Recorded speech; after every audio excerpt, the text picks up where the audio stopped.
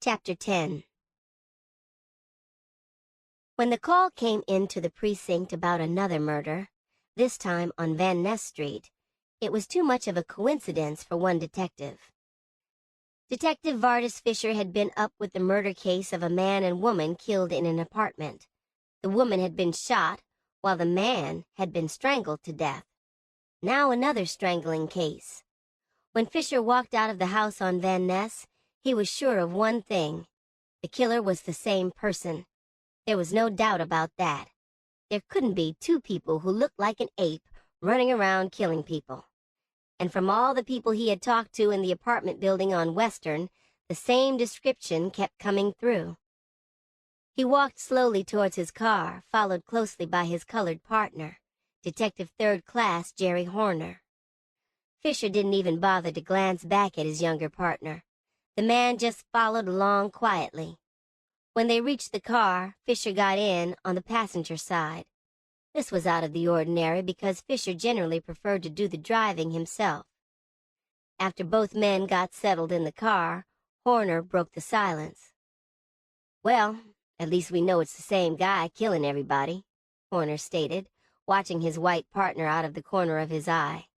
He started the motor, though not sure where they were going. "I think we'd better go on back to the office, Jerry. Maybe something might have come in to give us a lead on this madness." Fisher spoke quietly as he leaned over and lit a cigarette. Horner just grunted for an answer and followed the command. His mind was occupied with the murders, too. The men rode in silence until Fisher spoke. "You know, Jerry, that last guy back there, he was a pretty good-sized man. Yet his mother hadn't heard any kind of commotion coming out of the bedroom." He was talking in a monologue, as if he was rehearsing a speech or something. "Yeah, that's the strange thing about it," Fisher continued. "This guy doing these killings must have a hell of a lot of confidence in his own strength. I mean, it takes a certain kind of man to have the nerve to walk into another man's home and strangle him to death. I could dig a guy walking in there and firing away with an automatic, but this strangling shit has got me. I mean, we know the guy's got a gun, unless he got rid of it after shooting that woman. So why didn't he use it instead of this other shit? Maybe he was afraid of making noise, but that wouldn't have made any sense, not when this same guy walked into a fucking apartment building 5 or 6 hours earlier and fired away as if he was out on a firing range. Nah, something's wrong here. The mother didn't recognize the picture of the couple who got hit, but yet, we know all three of them were drug users." Horner added his and nodded whenever he thought it was time to. But other than that, he didn't add anything else to the conversation. He just drove and listened. When they reached headquarters, Fisher wondered why there were so many highway patrol cars parked. "Oh, that," Horner said, glad for the chance to show that he did know something. "They're probably here because of that escape from the youth's work program camp. I heard something about it just as I was leaving. It seems as if some farmer got killed by the inmate who escaped. It was a brutal killing. He was beat to death with the stock from his shotgun." Fisher sat up, interested. "From the looks of things," he said, waving at the empty parked cars, "they must have caught the bastard already. These guys don't get off their asses unless they think they're going to get their fucking pictures in the paper." Slowly, Horner backed in and parked. "It seems as if our homicide department is going to get its fair share of action for the weekend," he stated dryly. "I got a hunch," Fisher began, "that if we don't hurry up and catch the strangler, we're going to get some more action out of that boy. Maybe he's a nut of some kind, I don't know, but I do believe one thing. We ain't heard the last from our busy hatchet man." The men walked into the building and caught the elevator. The elevator stopped on the 3rd floor and 2 more detectives got on. They nodded to Horner, but one of them spoke to Fisher. "Well, if it ain't Fish," a gray-haired officer said. "They keeping you busy, boy." Fisher shrugged his shoulders. 25 hours a day, he replied, then added, "Where are you guys off to this early? I've never seen you off your coffee break this early in my life." The officer shook some papers in his hand. "It's this fucking farmer's case. You know, the one that got killed last night while trying to stop 2 inmates from escaping? he continued before Fisher could ask any questions. Well, they caught the one that stayed behind. I'm on my way up to interrogate him, and from what I understand, he's ready to help us all he can. He wants to be a state's witness against his partner, who he claims did the killing. The men laughed. They all say that, Fisher stated coldly. Whenever you catch one, it's always the other one who did the killing. Well, good luck with it. As the elevator stopped on their floor, the other detective spoke up before getting out. In this case, it ain't hard to believe, he stated loudly as he got out. The son of a bitch that got away looks more like a fucking animal to me than anything else.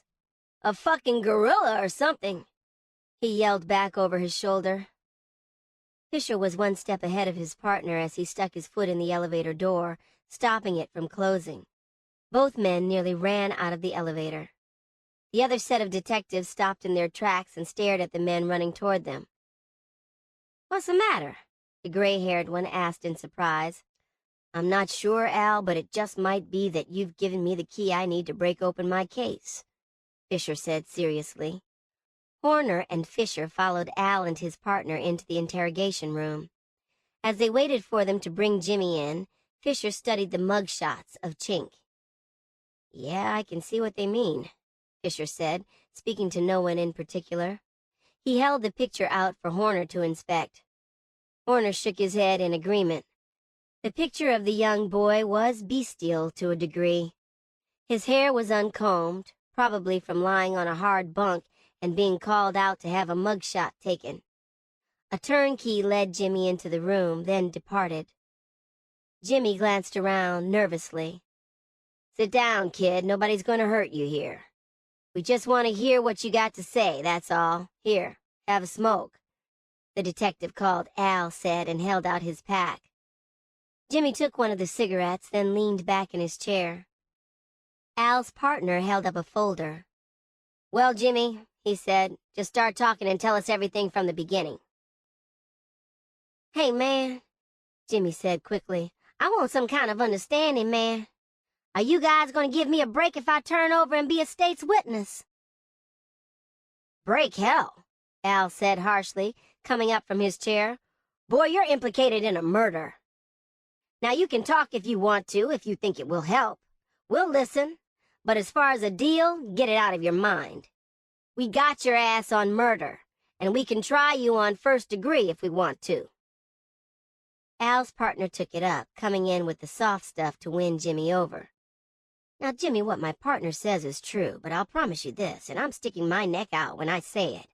But if you talk, and what you say helps us to catch up with your partner, well, I'll personally try and get your charge reduced. By now, Jimmy was in a cold sweat. He hadn't expected it to go like it was going. He had been sure the officers would offer him a cop. Man, if I talk and it ain't gonna help me, why, what's the use of talking? He hesitated, then added, I ain't killed nobody, man. I mean that. The detectives glanced at each other, then Al's partner took it up. Well, Jimmy, I'll tell you this much. We got the murder weapon, and it's full of prints. Now, if your prints ain't on it, well, boy, you stand a good chance. A good chance of what, he didn't say, and Jimmy didn't bother to ask. The mention of the murder weapon showed him his way out.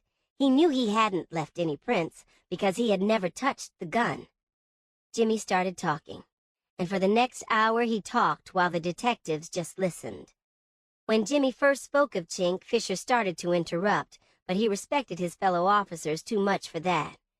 He decided to wait until they had finished questioning Jimmy. Then he could ask his questions. The interrogation went on for over 2 hours. Then the detectives prepared a statement and pushed it in front of Jimmy to sign. He signed without even bothering to see what he was putting his name to. He had put his confidence completely in the policeman. Whatever they did, he would have to go along with now. Al, when you finish, I'd like to ask him a few personal questions, Fisher said from the sideline. Al waved his head magnanimously. Go ahead, Fish. We got just about everything we'll need. If we find we forgot something, we'll know where to pick him up at. He laughed, as if he had really said something funny. Fisher walked up to the table and glanced down at the frightened man. "Jimmy, you said that after Chink saw his woman on visiting day, he started bugging you to run away with him." Jimmy shook his head in agreement. "That's right, man. Like I said, somebody had beat the shit out of her, and Chink wanted my help once we got free to help him handle these guys." Fisher's expression never changed as he stared down into the man's eyes. "Then would you say that Chink would probably be afraid to go up against these guys by himself?" The question caught Jimmy by surprise. As he closed his eyes and saw Chink, he couldn't imagine the man being afraid of anyone.